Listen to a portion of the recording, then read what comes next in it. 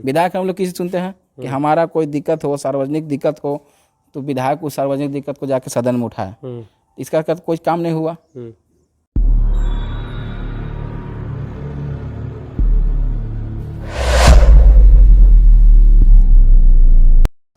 साथियों नमस्कार, आप देख रहे हैं नेशनल जनमंच बलराम कुमार के साथ, और इस वक्त हम हुसैनाबाद में हैं, हुसैनाबाद के जपला में हैं। सबसे पहले नेशनल जनमंच में आपका स्वागत है। बहुत बहुत साधुवाद, धन्यवाद।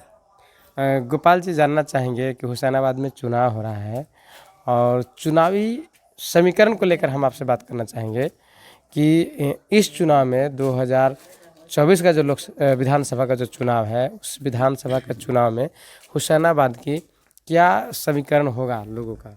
देखिए, समीकरण के मामले में मैं बहुत सारा वीडियो देखते रहता हूँ।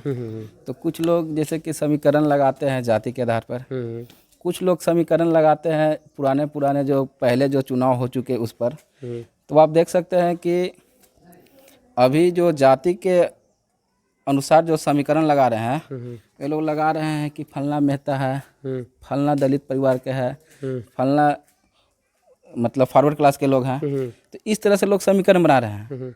लेकिन कुछ लोग ये भी समीकरण बता रहे हैं कि पहले कमलेश सिंह का वोट आया था 40,000 और विनोद सिंह का वोट आया था 2019 के चुनाव में लगभग यही 27 या 28,000। तो उन लोग जोड़ के बता रहा है। तो ऐसा समीकरण कैसे लगेगा जी, आप बताइए। अच्छा। अब मैं उन लोग को बताऊंगा कि ठीक है, अगर ऐसा समीकरण आप लगा रहे हैं तो आप थोड़ा सा पहले चले जाइए। पहले के यानी कि 2014 में आप देख सकते हैं बसपा का लगभग 59,000 वोट था और 2019 में लगभग कुशवाहा शिवपूजन मेहता जी लाए थे 18-19,000, हम जो भी है। तो उसको अगर जोड़ दिया जाए तो दोनों से पार हो जा रहा है। तो समीकरण तो ऐसा नहीं लगेगा। लेकिन अभी आप देख सकते हैं कि वीडियो के माध्यम चारों तरफ से जो रिपोर्टिंग आ रहा है, तो लोग समीकरण ऐसे ही लगा रहे हैं। अच्छा। तो आपका क्या समीकरण है? क्या लगता है कि इस बार जो मुकाबला होगा त्रिकोणीय होगा या फिर उससे भी भिन्न होगा? थोड़ा सा आगे आइए। देखिए, त्रिकोणीय मुकाबला तो लोग मतलब अभी कह ही रहे हैं और ज़्यादा लोग बोल रहे हैं कि आरजेडी। लेकिन ये अभी कुछ ही दिन पहले लोकसभा का चुनाव हुआ और लोकसभा में लोग आरजेडी का हवा इतना था कि मत के जिधर सुनिए कि महागठबंधन से ममता भूया जी जीत रही हैं। लेकिन फिर भी यहाँ बीडी राम जी जीते भाजपा से। हाँ, तो इस तरह से जैसे कि अभी हवा चला। लेकिन यहाँ भी देख रहे हैं हम लोग, जहाँ जहाँ पता कर रहे हैं, लोग बोल रहे हैं कि यहाँ बसपा को भी सपोर्ट कर रहे हैं। जो भी मतलब मान के चले कि शिवपूजन जी से जो भी उनका जो थोड़ा बहुत जो परेशानी है पर्सनली, लेकिन वो सभी को नहीं है, इसलिए वहाँ ऐसा हो रहा है। मैंने कुछ लोगों के साथ में परेशानी है तो ऐसा हो जाता है, ठीक हो जाता है। तो क्या लगता है बीजेपी को वोट प्रतिशत कितना आएगा आपके अनुसार, जो आंकड़ा है उस आंकड़ा के अनुसार? देखिए, बीजेपी का वोट परसेंट अब हम कैसे बता सकते हैं, क्योंकि अभी बीजेपी के पहले दिग्गज थे, 2000 से काम कर रहे थे, विनोद कुमार सिंह जी, वो अभी निर्दलीय हैं। बीजेपी के जो मान के चले कि बहुत सारे मतलब बीजेपी से काम किए, फुटबॉल में किए, लोगों को क्रिकेट फुटबॉल और बहुत सारा मतलब कभी भी किसी के घर जाना कोई भी कार्यक्रम में, तो कर्नल संजय कुमार सिंह थे, तो अभी वो भी हैं। तो बीजेपी के इसमें वोट परसेंट लगाना कैसे लगाया जाएगा अंदाजा, क्योंकि जो बीजेपी के जो सपोर्टर थे, जो काम कर रहे थे, वो भी निर्दलीय हो गए। ऐसे लगा रहे हैं कि जैसे अगला बार जो चुनाव जीते कमलेश सिंह, तो बीजेपी से नहीं जीते, नहीं, वो तो अपना अलग पार्टी से एनसीपी से जीते, और बीजेपी का भी वोट बैंक था और एनसीपी से चुनाव जीते। एनसीपी के कुछ लोगों से मैंने बात किया था, तो वो लोग बोल रहे थे कि मेरा तो भाजपा ही खानदानी था, इसलिए फिर वो खानदान में चले गए हैं, तो हम लोग वहीं चले जाएंगे। ऐसा लगता है उन लोगों का वोट। तो मान चलिए एनसीपी का भी कुछ वोट रहेगा उनके पास और बीजेपी का वोट है, कुछ पर्सनल वोट भी है उनके साथ जुड़ा हुआ। देखिए, पर्सनल वोट तो किसी विधायक के साथ रहता है भाई, अब रहा है तो भाई वो तो पर्सनल वोट तो रखेगा ही। अच्छा, उधर वो हो गए। आरजेडी की बात करें तो इधर गठबंधन है।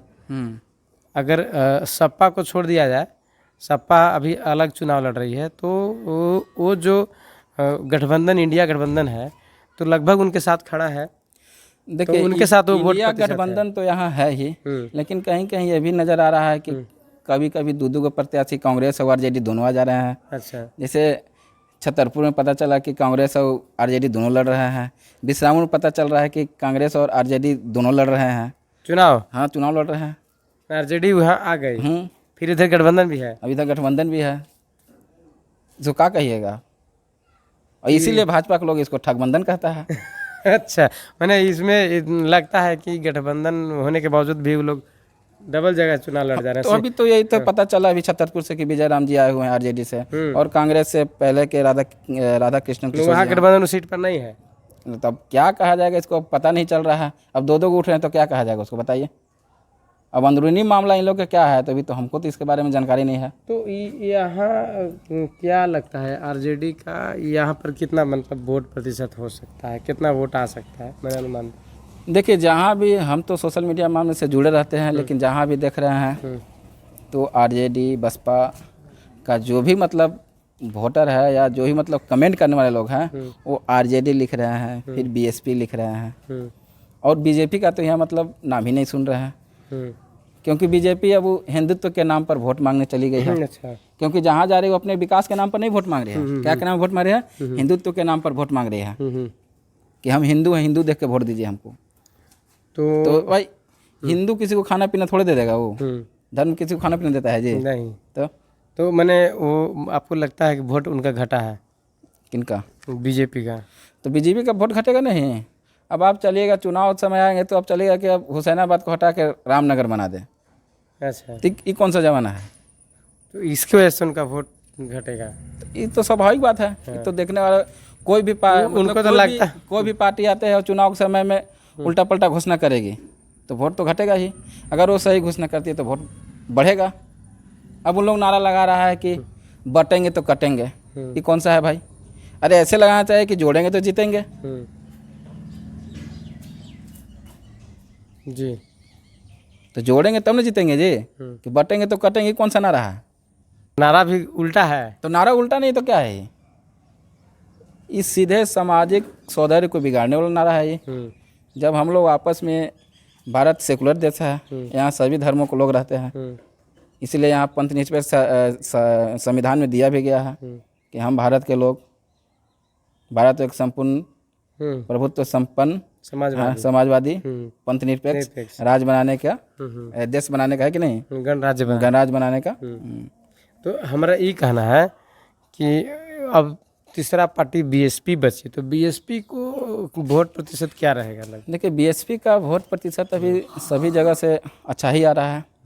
इसका भी जैसे इसका बढ़ेगा, अगर बीएसपी का वोट प्रतिशत बढ़ा तो आरजेडी के घटेगा। क्योंकि आरजेडी में कौन लोग गए होंगे? पहले जो 19 में जो वोट दिए, कौन दिए होंगे? बीएसपी से हटे होंगे तो भी गए होंगे।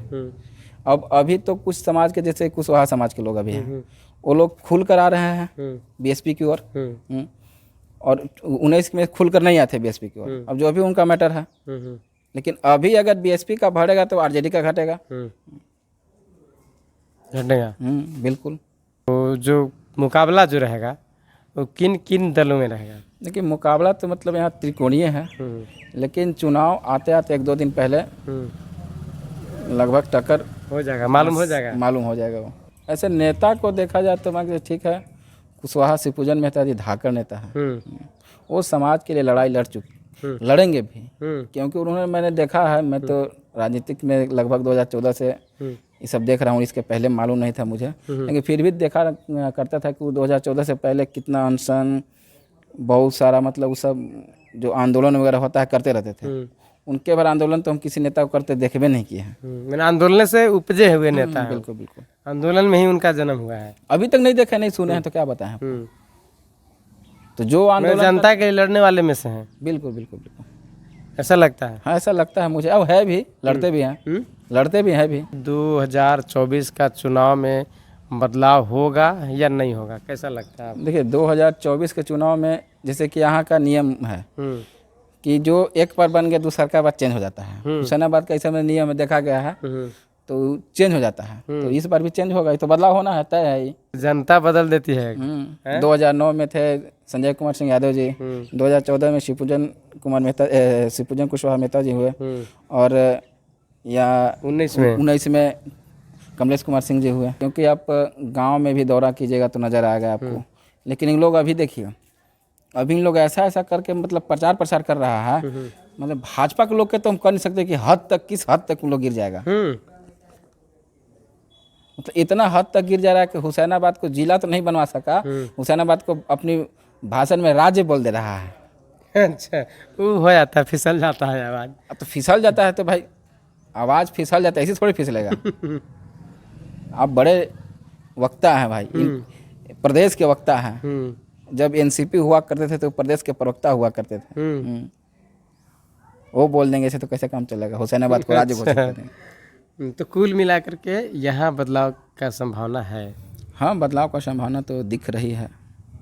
चलिए, हमारी बातचीत कैसे लगी और आपको क्या लगता है यहाँ क्या समीकरण बन सकता है या क्या समीकरण है, उस पर भी आप कमेंट करके हमको बताने का काम करेंगे, ताकि हम उस पर विश्लेषण करेंगे।